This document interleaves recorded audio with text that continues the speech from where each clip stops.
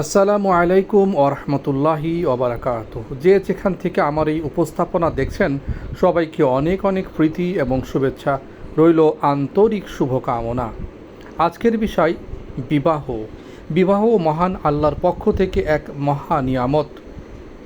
এটা জুড়ে আছে জীবনের এক বিরাট অংশ।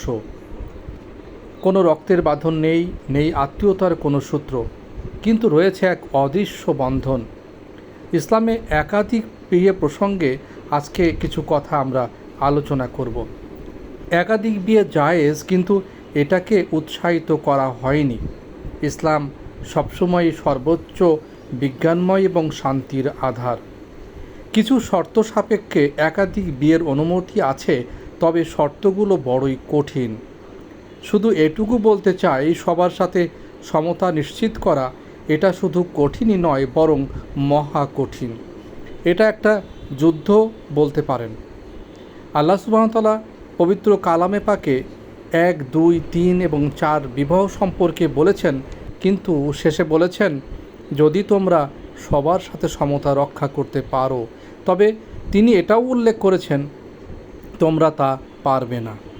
তাই এক স্ত্রীতেই সুখী থাকার চেষ্টা করতে হবে। এটাই হলো সবচেয়ে সহজ এবং বুদ্ধিমানের কাজ। কিছু শর্ত সাপেক্ষে দ্বিতীয় বিয়ের বা একাধিক বিয়ের কথা বলা হয়েছে, তবে সেই বিষয়গুলো কিন্তু উৎসাহিত করা হয়নি।